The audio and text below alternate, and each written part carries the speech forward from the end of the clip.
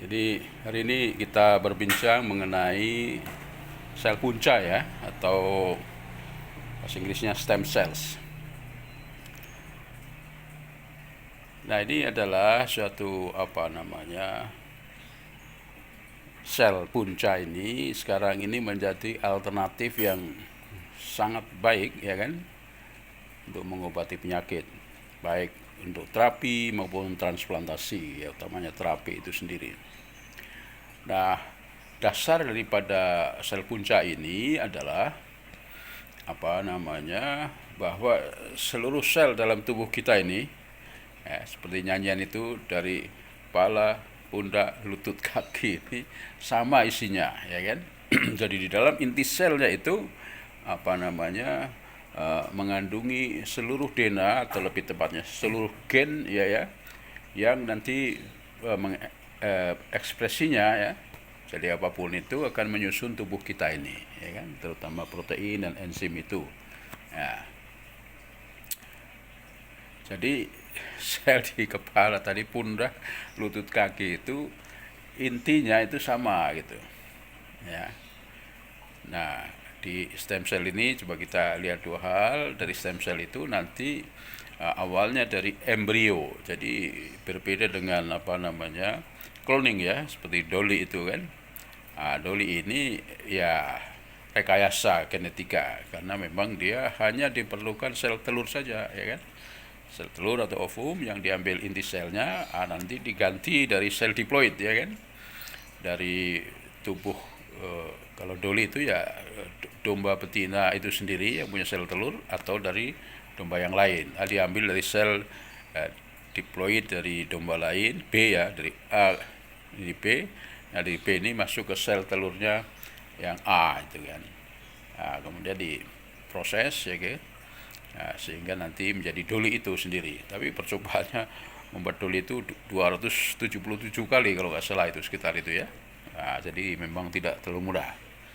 Ya, jadi kalau Dolly itu adalah tanpa sel sperma.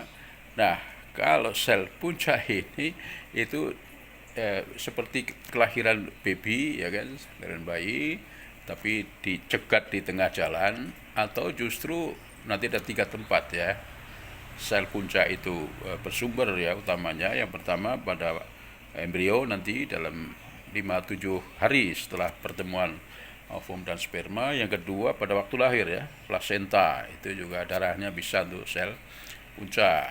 Nah, yang ketiga ini sel dewasa namanya, ya kan. Ya, pokoknya dari kecil sampai besar ini bisa dipakai selnya ini untuk sebagai sel punca. Nah, kembali bahwa tadi di embrio tadi, maka sel-sel itu dia sama satu sama lain, ya kan. Nah, cuma nanti dengan proses, nah ini di sini kita ada hubungan spiritual, yaitu apa? Bahwa sel yang sama itu digiring, ya kan, ke tiga ranah, tiga jaringan, yaitu ektoderm, mesoderm, endoderm, ya kan. Nah, setelah itu kemudian baru menjurus menjadi sel-sel yang spesifik, ya kan, entah itu kulit, entah darah, telinga, kepala dan sebagainya, sehingga disebut unipotent. Kalau sel tadi ya, punca tadi, sel embrio itu istilahnya adalah totipotent, ya kan.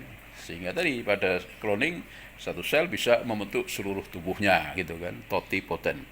Jadi pemanfaatannya lain, ya kan. Di sini ini pertanyaannya kan kemudian, katanya seluruh sel itu DNA sama, gennya sama, tapi kenapa di kepala nggak tumbuh tangan, di perut nggak tumbuh telinga, ya kan? Kalau di kaki ada itu mata kaki, ya. Tapi istilahnya tidak ada telinganya dan sebagainya itu. Jadi istilahnya itu bahwa 100%, ya kan, dari sel yang tadinya sama, ya kan, kemudian nanti yang terekspresi, ya kan, menjadi unipotent itu paling 5%, ya kan, paling sekitar 5%. Yang lain adalah tidur. Jadi itu istilahnya apa kemarin itu, ada silent gene, ya kan, sel gen yang tidur, ya. Jadi di mata ya gen-gen yang mengkode tangan, telinga, kaki dan sebagainya tidur, ya kan. Yang ada mata itu sendiri kan terbagi-bagi kan, ya kan, mulai dari luar alis, di dalam ada putih, ada hitam, ya kan, ada apa, bukan Korea gitu. Mata itu sendiri itu sudah unipotent, ya kan, sel-selnya sudah spesifik. Nah, apa buktinya sekarang kan? Satu, apa buktinya dan apa manfaatnya? Jadi tadi manfaatnya utamanya sebelum lupa adalah kalau di otak ini, sebenarnya otak kita ini yang aktif itu ya cuma paling 5%, yang lain tidur. Jadi nanti di satu sisi kita memang harus ini, gen-gen yang tidur yang di otak yang bagus-bagus itu dibangkitkan, nah itu pembicaraan lain. Tapi kita mengetahui bahwa manusia ini mempunyai apa namanya, katakanlah perbendaharaan, ya kan, macam-macam gen, ya, triliunan gen yang belum dibangunkan. Nah, nanti pembicaraan sendiri gimana bangunkan gitu. Nah, di sisi lain adalah tadi ada silent gen itu. Apa buktinya gen itu tidur, ya kan? Kan ada tiga apa ya wakil ya, tiga wakil untuk menunjukkan bahwa ada gen tidur, ya kan? Apa itu? Yang pertama ya, tadi cloning itu sendiri sebenarnya kan bukti adanya gen yang tidur kemudian bangkit lagi gitu kan ya. Itu dari cloning itu tadi domba misalnya tadi.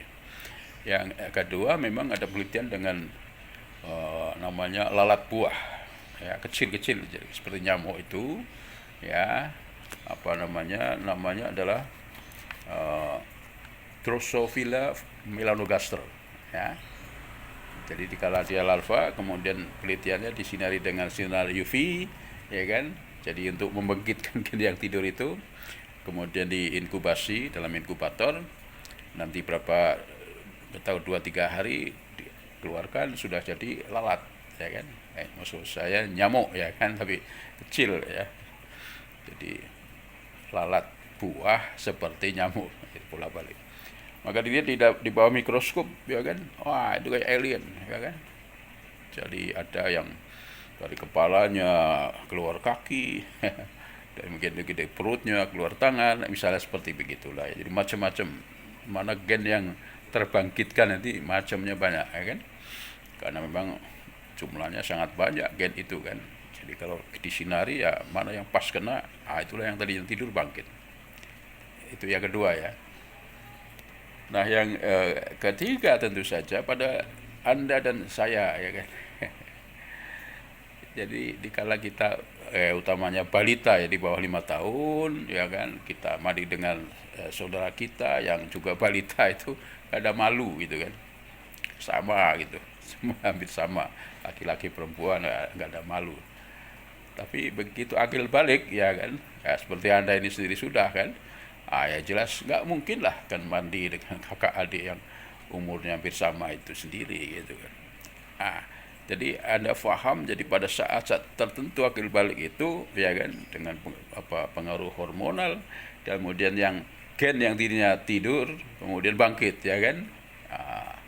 Yang laki-laki ya kumis ya, suaranya juga, ya kan, beda dengan perempuan. Perempuan tahu sendirilah, ya kan. Jadi ada beda lah laki dan perempuan itu juga menunjukkan bahwa gen yang tadinya tidur kemudian bangkit, ya kan? Ini di tiga hal yang menunjukkan bahwa walaupun setiap sel di DNA-nya sama, gennya sama, tapi yang bangkit, jadi istilah nanti ada gen yang tidur, ada yang bangkit. Atau ada istilah lain, yang satu adalah diam, satunya menyala gitu kan. Jadi nanti hubungannya dengan motivasi itu dua hal, ya kan. Dua hal. Yang pertama, kalau DNA kita ini ya, kromosom DNA kita ini disambung-sambung, ya kan, masing-masing kita ini adalah sekitar berapa itu, 800 jarak bumi bulan. Wah, jadi luar biasa banyaknya panjang DNA atau gennya ini bisa triliunan jumlahnya kan. Itu kan. Tapi kalau nanti hubungannya dengan sifat Tuhan, bahwa kalau kromosom DNA seluruh manusia yang berapa miliar ini dikumpulkan, ya kan, ternyata tidak lebih besar dari sebutir beras. Karena apa? Dipuntir gitu kan, dimempatkan apa namanya ini kromosom DNA di dalam darah kita itu, di dalam sel darah kita ini kan, dan sel-sel yang lain juga kan. Itu kan. Jadi apa namanya, punya tadi luas sekali, panjang sekali DNA kita. Dan tadi itu yang aktif paling hanya 5%, atau dipolkan di 10%, yang lain tidur. Ya, jadi tadi kembali usaha kita adalah terutama ya di otak ini kan, ya kan. Yang tidur terlalu banyak, bagaimana membangkitkan. Kita mempunyai bakat macam-macam, ya kan. Tergantung pada kita bagaimana cara membangkitkan apa namanya gen tidur kita ini, ya. Ya, tapi oleh kita harus merasa sangat kecil sekali di hadapan Tuhan, karena dari sekian miliar manusia kan, DNA-nya sangat-sangat kecil sehingga tidak bisa dilihat, ya kan, oleh kita sendiri gitu. Ya, jadi kita nggak bisa melihat apa namanya DNA dalam satu sel gitu kan, kecuali mungkin dengan alat yang ultramikroskop dan sebagainya, itu pun apa namanya diperlukan cukup banyak gitu kan, tidak hanya satu sel. Oke, itu sebagai awalan apa namanya sel punca, ya. Jadi sifat dari sel punca itu sendiri tadi, ya kan, dia dua saja. Nanti kita lihat di halaman 2 di saya, mungkin ini satu lembar untuk 4 slide, jadi halaman berapa nih? Halaman 6 mungkin ya, slide nomor 6 kali. Jadi dia punya sifat stem cell ini, ya kan, atau sel punca ini, bahwa dia tentu saja punya sifat proliferasi, memperbanyak diri, ya kan, ya seperti tumbuhnya janin kan begitu kan, dari titik ketemu titik kecil sel ovum dan sperma, kemudian menjadi zigot, dalam 9 bulan di proliferasi, ya. Di samping tentu saja nanti sudah mulai tadi ini juga, ya kan, satu kelompok ini ke arah tadi jaringan ektoderm, satu kelompok ini ke mesoderm, satu ini ke endoderm. Ini kan bukti adanya Sang Maha Pencipta yang mengaturnya. Kita sendiri nggak bisa mengatur-ngatur seperti begitu kan. Tapi ini sel-sel ini, maka nanti hubungannya dengan komunikasi sel, ya kan, komunikasi sel, jadi saling berbisik. Ada dua di situ kepada dirinya sendiri untuk membelah, ya kan, autokrin namanya. Kemudian ke sebelah-sebelahnya ini adalah parakrin. Anda ke sana jurusannya ke A, ini ke B, ini ke C, kan 3 aja, ya kan. Di situ juga ke arah spiritual, ya. Apapun ini, sekecil apapun, ada sesuatu yang teratur gitu ya, yang teratur gitu, ya kan. Jadi nanti itu dari 3 katakanlah jaringan embrio, ya, kemudian nanti masing-masing membentuk yang luar, ya, bentuk rambut, kulit dan sebagainya, ya kan. Di tengahnya nanti apa namanya ada saraf dan sebagainya, ada di dalam membuat jeroan gitu ya, jantung, ginjal dan sebagainya. Oke. Jadi itu satu proliferasi, kemudian dari menjurus itu namanya diferensiasi kemarin itu ya, diferensiasi. Nah, itu yang pertama dari stem cell atau sel punca, ya, punya sifat itu. Kemudian tadi keuntungan daripada stem cell ini, ya kan, dia ada beberapa hal, karena dia tidak hanya terapi, juga untuk mempermudah kembali, ya, dengan stem cell itu ini di halaman 3 itu kan, ya. Kemudian bisa dilakukan di rumah sendiri, ya kan, jadi lebih nyaman. Nah, kemudian untuk pengobatan nanti kita kan tahu dia apa namanya, ya, tidak perlu obat-obatan misalnya saja kan, kemudian bisa lebih cepat, ya kan, kalau sel punca itu dari dalam tubuhnya sendiri, dan itu sekarang memang dikembangkan, ya kan. Oke. Di samping tentu saja ya relatif murah dibandingkan pengobatan canggih yang lain. Oke, kita lanjut. Ya, di halaman 5 berarti berapa nih? Slide nomor berapa? 17 ya kan? Nah, di situ ada 3 jaringan embrio ya kan? Jadi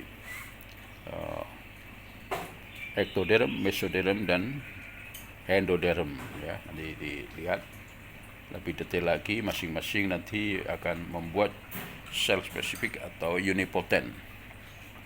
Oke. Jadi dengan sel punca ini kesempatan untuk mengobati tidak hanya 1, 2, 10, 20 sampai 200 penyakit bisa diobati dengan stem cell ini ya, dengan sel punca ini. Oke. Kemudian dari mana sel punca ini berasal ya kan? Utamanya dari 3 tempat atau 3 sumber ya. Yang pertama tadi dari embrio, maka disebut sel embrionik ya kan. Jadi 5-7 hari ya, cuma tidak terlalu mudah untuk mengambil itu kan, kecuali ya ada orang yang hamil dan itu adalah orang yang paling dekat dengan kita gitu kan, maksudnya secara genetik. Embrio, kemudian yang kedua nanti adalah plasenta ya. Nah, yang ketiga sel apapun ya disebut sel dewasa gitu, adult cell. Oke. Kemudian bagaimana cara pemakaiannya, misalnya untuk terapi ya kan, ya hanya disuntikkan saja ke jaringan atau organ target ya, untuk memperbaiki bagian yang rusak. Jadi dengan memasukkan sel baru yang masih segar, sehat ya kan, ke dalam jaringan yang sakit, maka dia seperti mendesak ya kan, sel-sel yang abnormal yang baru sakit itu untuk hilang gitu, untuk pergi gitu kan. Gitu. Dan nanti ya injeksinya nggak terlalu sering, cuma 2 atau 3 kali itu sudah cukup untuk mengobati gitu ya. Ya tentu saja diperlukan suatu etika gitu ya. Jadi nanti ada beberapa hal untuk sebelum menjalankan terapi ya kan. Tentu saja nanti diawali dengan wawancara baik pasien atau mungkin kalau masih muda atau masih anak-anak ya dengan orang tuanya ya kan, apa yang diderita dan sebagainya, hasil labnya dan sebagainya. Jadi pemeriksaan secara lengkap ya dan menyeluruh. Kalau belum ada ya dicek betul ya kan. Kemudian yang kedua nanti ya prosesnya itu sendiri, membuat sel punca, kemudian disuntikkan ya kan. Nah, yang ketiga adalah setelah treatment ya kan, harus misalnya istirahat gitu, berapa hari, minggu atau bulan itu sendiri. Oke. Nah, kemudian efektivitasnya. Jadi laporkan itu ya tidak kecil, 70% ya, 70 pasien dari 100 pasien itu ya mendapatkan manfaat dari pengobatan ini. Nah, yang gagal kenapa? Ya terutama sekali dia kalau sakit kanker misalnya, ini sudah stadium lanjut ya kan. Tentu saja tidak bisa tersembuhkan ya, kebanyakan. Namun paling tidak nanti dengan sel punca itu bisa mengurangi atau menghilangkan rasa yang sakit tidak enak ya kan, karena kankernya itu sendiri. Demikian juga akibat samping daripada obat anti kanker itu sendiri ya, kemoterapi ya, itu banyak sekali kan, mulai dari mual-mual sebagainya sampai kakinya melepuh seperti kebakar gitu kan, itu side effect daripada kemoterapi itu sendiri ya. Jadi tadi paling tidak 4 tahap pengobatan ini, terapi dengan sel punca ya kan. Jadi yang pertama tadi selain wawancara, pemeriksaan kondisi pasien.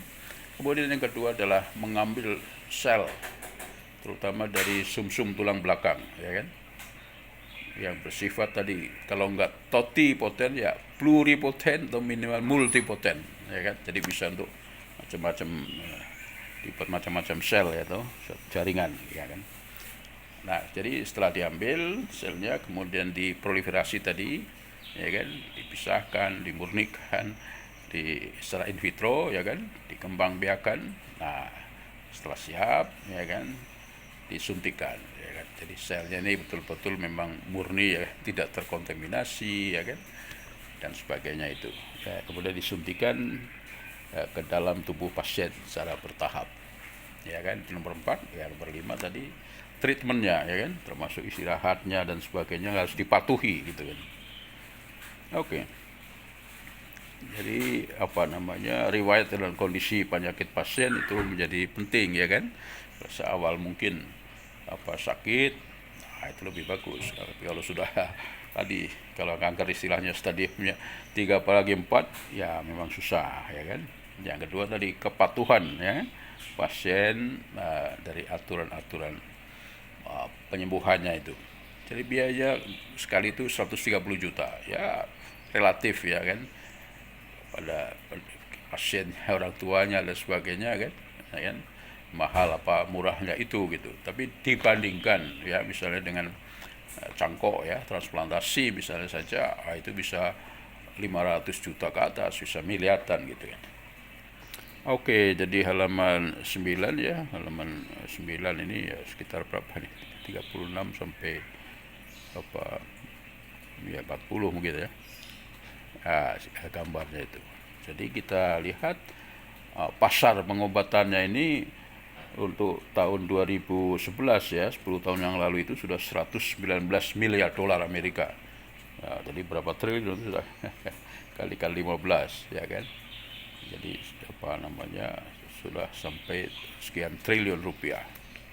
Nah sekarang 10 tahun kemudian, sekarang ini ya lebih tinggi lagi. Jadi isinya dari segi bisnis gitu ya, pasar pengobatannya. Nah kelebihannya apa tadi? Kelebihan sel punca ini ya kan, ada beberapa, 4 atau 5 atau 6. Yang 4 itu yang pertama relatif aman ya, tidak menimbulkan komplikasi karena diambil dari tubuh pasien itu sendiri. Kemudian yang kedua prosedurnya ya yang minim invasif.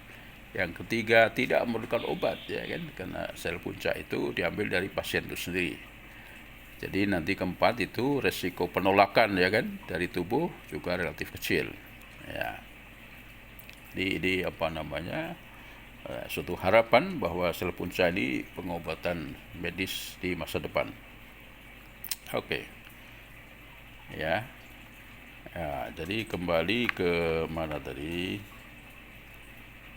bahwa sel punca ini berpotensi mengubah keadaan penyakit manusia dengan cara digunakan memperbaiki jaringan atau organ tubuh tertentu.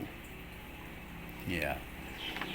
Nah, di halaman 12 saya ini sekali lagi bahwa tadi sel-sel punca itu mempunyai sifat totipotensi ya kan. Kalau minimal ya pluri, atau sedikitnya itu multipotensi. Nah kalau sudah jadi sel-sel ini kita ini namanya unipotensi ya kan. Ya. Kemudian sekarang 3 tadi. Jadi ada embrionik ya kan, ada plasenta, dan ada sel dewasa atau adult stem cell. Jadi mulai dari embrio itu tadi sudah saya kemukakan, sel induk ini diambil dari embrio pada fase blastosit namanya ya kan, blastosit, nanti dilihat gambarnya juga ada. Jadi 5 sampai 7 hari setelah pembuahan, fusinya inti sel dari ovum dan sperma ya kan. 5-7 hari diambil. Masa sel bagian dalam mengelompok dan mengandung sel-sel induk embrionik. Sel diolasi dari masa sel bagian dalam dan dikultur secara in vitro, diperbanyak ya kan. Nah sehingga nanti dengan istilahnya makanan itu bumbu-bumbunya ya kan, ya kemudian bisa disuntikan nanti ke tempat-tempat yang dituju ya kan, ke darah ya, sel darah, sel otot, sel hati, sel ginjal, dan lain-lainnya. Jadi relatif simple gitu kan. Jadi nanti di gambar itu juga akan kelihatan ya kan, ada 3 tempat utama, yaitu 5-7 hari disebut embryonic stem cell, kemudian di placenta itu cord blood stem cell atau placenta stem cell. Nah setelah itu, setelah bayi berkembang itu sudah masuk semuanya ke adult stem cell atau sel dewasa, yaitu multipoten. Oke. Ya, jadi itu adalah embryonic stem cell. Kemudian ya kalau mau juga masih ada yang lain atau 5-9 minggu ya kan. Kalau tadi seminggu, 5-9 minggu bisa diambil ya kan. Itu disebut sel germinal embryonic germ cells, itu juga masih bisa dipakai ya kan sebagai sel punca. Ya. Kemudian yang kedua besar adalah sel punca fetal, tadi dari plasenta ya. Jadi ini cukup lama sudah disebut sel punca hematopoietik ya, fetal. Ya, ditemukan pada otak janin yang kemampuannya berfungsi menjadi sel neuron dan sel glial. Yang ini bisa banyak terdapat pada darahnya, plasentanya maupun tali pusat janin, ya kan, sel punca fetal. Jadi ada peristiwa ya di Inggris, teman saya tiba-tiba anak nomor 2 itu sakit berat, ternyata adalah kanker darah, ya kan, kanker darah. Sehingga ke dokter, kalau pengobatan secara biasa belum ketemu yang bagus ya kan, maka yang mudah sel punca. Caranya dokternya bilang buat adiknya pasien, kemudian nanti plasentanya untuk mengobati kakaknya. Ya, teman saya siap bos, siap dokter begitu ya. Terus tadi ya istrinya mengandung dan punya anak ya kan, gitu lahir plasenta nomor 3 ini disuntikkan ke kakaknya, sembuh itu kan. Nah, ini namanya obat yang murah dan menyenangkan. Sel punca fetal dari tali pusat janin ya kan. Oke. Yang ketiga adalah sel punca dewasa, tadi sudah disinggung ya. Jadi berasal dari jaringan dewasa yang nanti mampu untuk ya diperbarui dan berdiferensiasi. Jadi nanti diambil dari kebanyakan dari sel tulang belakang ya, sumsum sel tulang belakang.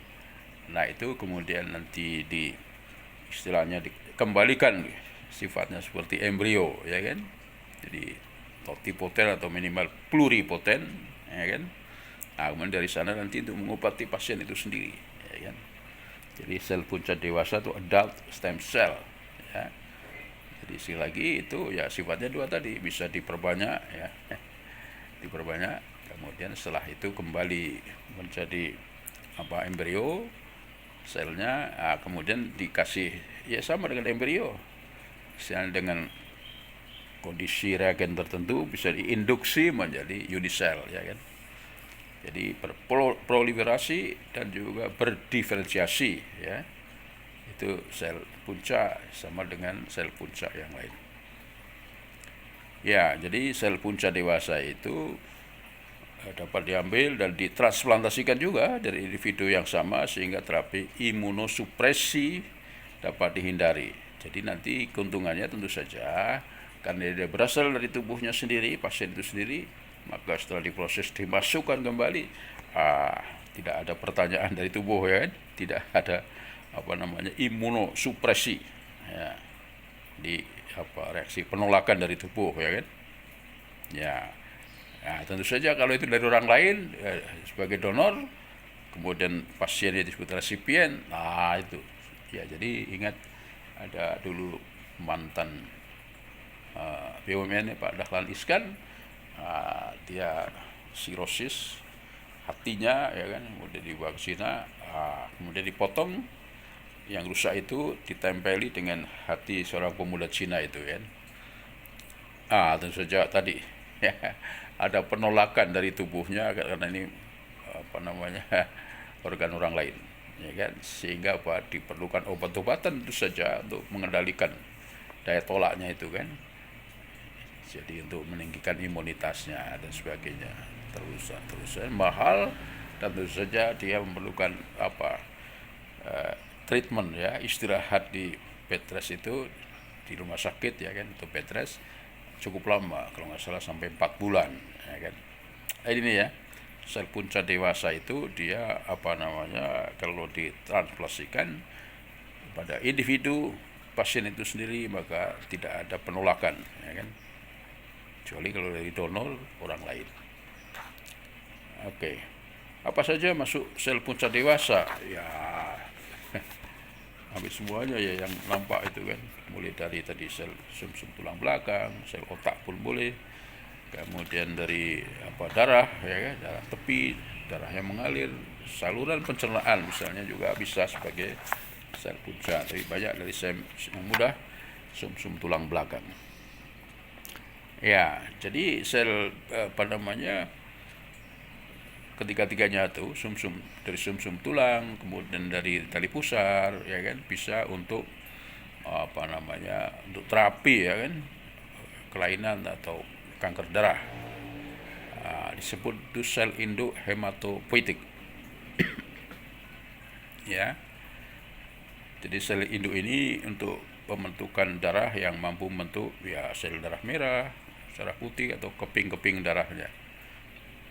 Jadi diambilkan dari tadi sumsum tulang, dari darah juga, dari plasenta atau tali pusar. Oke. Jadi sumsum tulang tadi sebagai sumber sel punca dewasa itu bone marrow transplantation itu bisa diambil dari tulang pinggang, tulang dada, tulang punggung dan tulang rusuk misalnya kan, sumber yang kaya akan sel induk hematopoietik terutama. Oke, 30 tahun yang lalu dari sumsum tulang digunakan sebagai obat leukemia, limfoma dan anemia aplastik namanya. Ya, jadi kalau dulu dari orang lain, sekarang bisa dilakukan dari tubuh pasien itu sendiri. Ya, jadi nanti di halaman 19 kalikan 4 36 sekitar itu ya, 637 akan kelihatan bagaimana sumsum tulang belakang itu diambil untuk jadi sel punca. Nah, itu nanti sama-sama sel punca ya kan. Itu nanti ada 3 perbedaan sumbernya ya kan. Kalau itu dari sel induk pasien sendiri ya kan, disebut transplantasi autologus ya, autologus. Kemudian yang kedua nanti adalah alogenik ya. Jadi hubungan saudara tadi, kakak dari adiknya kakaknya gitu kan, itu alogenik. Ada lagi singgenik, ya itu saudara kembar. Nah, itu yang paling bagus ya pengobatannya itu sih. Oke, jadi itu sel punca dewasa ya. Jadi untuk transplantasi tentu saja beda dengan terapi ya kan, ya diperlukan jumlah sampel yang cukup banyak, 600 cc ya, 600 mili diambil dari tulang panggul donor dengan bantuan sebuah jarum suntik khusus. Nah, sumsum tulang itu disuntikkan ke dalam vena resipien ya kan. Sumsum tulang donor berpindah dan menyatu di dalam tulang resipien dan sel-selnya mulai berproliferasi ya kan. Jadi ini dimasukkan sumsum tulang kepada pasien, nah, nanti di sana memperbanyak diri menjadi sel punca di dalamnya. Jadi ini transplantasi gitu istilahnya, walaupun bukan dalam bentuk ya. Ada juga yang bentuk ginjal misalnya, liver dan sebagainya dibuat di luar, kemudian nanti dipotong tempelkan ya kan pada organ yang rusak, itu dibuang dulu organ yang rusak itu. Ada juga tadi sumsum tulang belakang ini transplantasi itu ya, dia kemudian diinjeksikan kepada pasien ya kan. Kemudian di dalam pasien itu sumsum tulang donor ini setelah menyatu ya kan berproliferasi. Jadi yang masuk ini bahan baku ya, bahan baku sel punca ya kan ya. Jadi itu sel tua atau ulat sel. Nah, kelemahan prosedur transplantasi sumsum tulang ini ya secara umum yang pertama sel darah putih resipien telah dihancurkan oleh terapi radiasi dan kemoterapi. Jadi artinya kalau terlambat, ini akan susah ya kan. Kanker dia sudah diradiasi, di kemoterapi. Yang kedua, sumsum tulang baru memerlukan waktu sekitar 2 sampai 3 minggu ya kan untuk menghasilkan sejumlah sel darah putih yang diperlukan guna melindungi resipien terhadap infeksi. Jadi di transplantasi kelemahan transplantasi. Yang ketiga, harus ada kecocokan ya kan. Yang keempat, resiko adalah timbulnya penyakit GVHD. Sumsum tulang yang baru menghasilkan sel aktif yang secara imunologi menyerang sel-sel resipien. Nah, ini kalau dari donor kan di situ ya kan. Yang kelima, risiko kontaminasi virus lebih tinggi. Jadi maksudnya virus-virus yang tidak dikehendaki ya kan tentu saja menjadi tinggi transplantasi itu. Yang keenam, prosedur pencarian donor yang memakan waktu lama. Jadi tadi tidak sembarang donor ya kan. Kalau bisa saudara dekat, kakak beradik atau kembar. Tapi kalau nggak ada, nyari orang lain. Ya, jadi teman ini anaknya sakit ginjal, tadinya di Cina mahal ya kan. Dan aturannya nggak boleh sekarang pencangkokan antar negara. Di Indonesia, ibunya saja sudah diambil ginjalnya kan. Satu, ada 2 ginjal, satu untuk dia. Setelah beberapa tahun ya kemudian nggak berfungsi lagi. Nah yang terakhir kemarin itu sebenarnya kan ada donor ya kan, bayar tentu saja ya kan. Sayangnya darahnya itu ya beritanya ada virusnya HIV yang nggak jadi gitu. Ya akhirnya anak teman ini meninggal dunia. Jadi kontaminasi itu ya, baik virus lebih tinggi. Prosedur pencarian donor yang memakan waktu lama. Jadi dibandingkan dengan yang dari pasien itu sendirilah ya kan. Jadi bukan transplantasi tapi langsung terapi. Jadi di halaman 21 saya ya 80 lebih ya. Jadi pasien leukemia ya, maka ambil ya tadi sumsum tulang belakangnya itu, tulang besar lah pokoknya ya. Nah, itu kemudian diperbanyak, proliferasi, dibersihkan dan sebagainya pakai murni ya kan. Kemudian nanti dengan istilahnya bumbu atau reagen tertentu, karena di pasien leukemia ya diarahkan ke darah ya kan, menjadi uniselnya nanti adalah darah ya kan, atau disebut hematopoietic stem cell ya. Kemudian disuntikkan ke pasien, maka akan terjadi proses ya kan, di sel darah yang baru yang sehat ya kan, sehingga yang kanker kanker darah ini ya kan, maka akan diusir gitu kan ya gitu kan. Jadi biasanya untuk untuk membuat seperti darah tadi kan ya kan, yang baru disebut sel punca darah tepi ya, seperti sumsum tulang. Peredaran darah tepi merupakan sumber sel induk juga, walaupun jumlah sel induk yang dikandung tidak sebanyak pada sumsum tulang ya. Ada baca di halaman 21 itu ya kan ya. Jadi nanti itu sumber yang lain daripada tulang belakang, sumsum tulang belakang. Apalagi yang lain yang penting adalah ada keuntungan dan kelemahan transplantasi sel induk darah tepi ya kan. Ya mudah, keuntungannya mudah didapat, tidak menyakitkan dan hanya perlu sampel sekitar 100 cc dan lebih mudah tumbuh ya kan. Kelemahannya nih, transplantasi lebih rentan tidak setahan sumsum tulang. Nah, ini kalau diambil dari darah tadi kan, darah tepi. Kemudian kurang lengkap. Sumsum tulang lebih lengkap, selain mengandung sel induk juga ada jaringan penunjang untuk pertumbuhan sel. Itu alasannya mengapa banyak sekarang ini sumsum tulang sebagai sumber sel punca atau stem cell.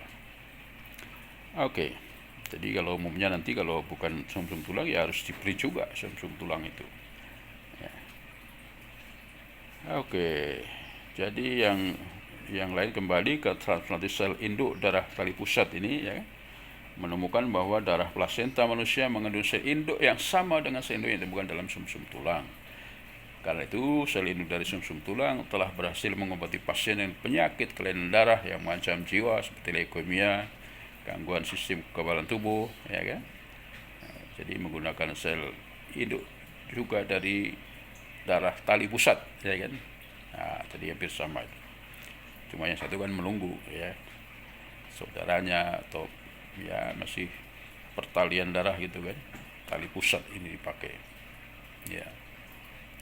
Jadi darah dari tali pusat mengandung sejumlah sel induk yang bermakna dan memiliki keunggulan di atas transplantasi sel induk dari sumsum tulang atau dari darah tepi bagi pasien tertentu.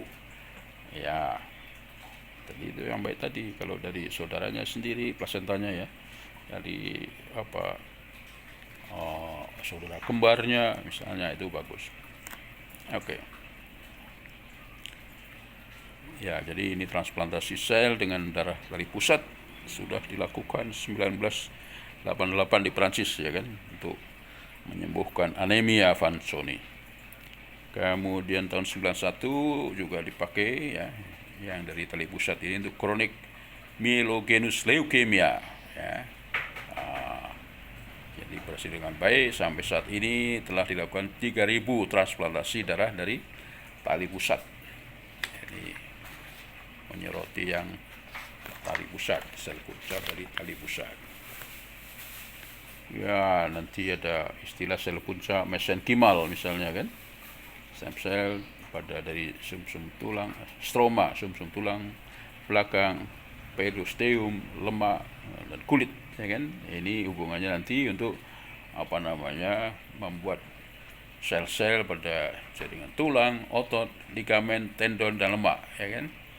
Jadi ini sudah menyempit, bersifat pluripoten, ya.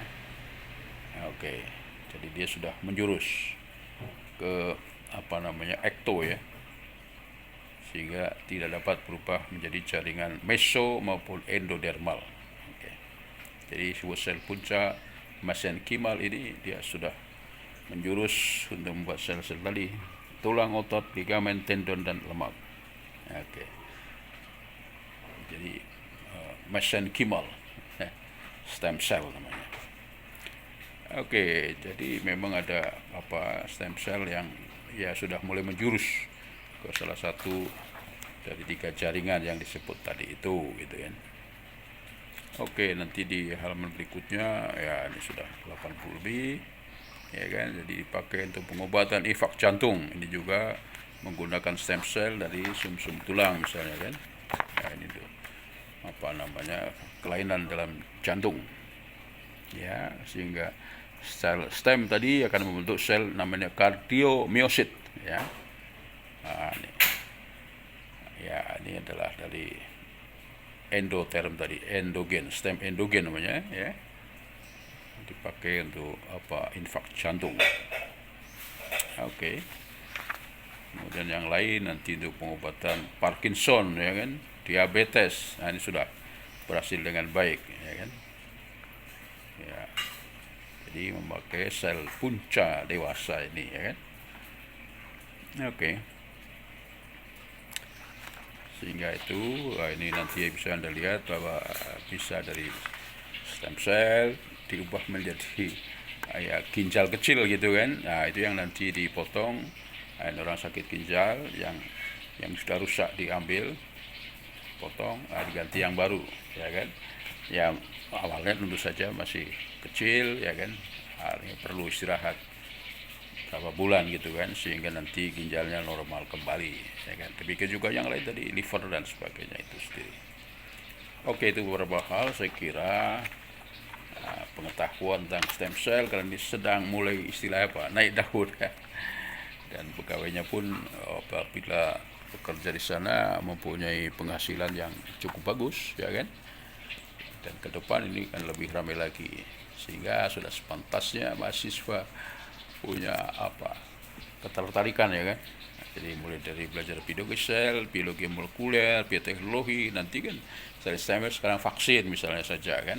Ini juga menjanjikan, ya kan, pekerjaan yang ya elegan dan tidak usah korupsi ya kan, pendapatannya tinggi. Jadi ini satu arah tadi untuk menopang kehidupan. Di sisi lain tadi menyembuhkan orang sakit itu pahalanya tinggi sekali kan, di surat Al-Maidah ayat 32 kan ya, kalau kamu itu menghidupkan satu jiwa, maka seperti halnya kamu menghidupkan seluruh jiwa di muka bumi ini ya kan. Nah, sebaliknya kalau kamu membunuh seorang padahal orang itu tidak membunuh orang lain atau buat kerusakan, maka kamu seperti membunuh seluruh manusia di muka bumi ini. Jadi nyawa di mata Allah itu sangat tinggi sekali ya kan. Dan kita ya insya Allah Anda juga diberi kesempatan ya kan di dunia kesehatan ini untuk dua hal ya kan.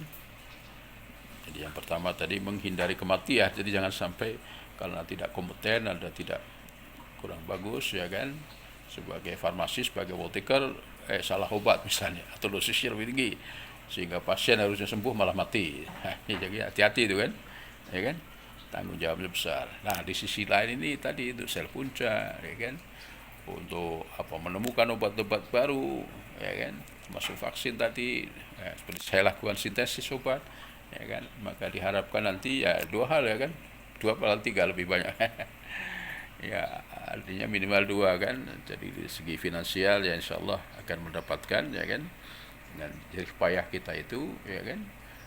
Di sisi lain tadi bisa menyembuhkan orang sakit ya kan.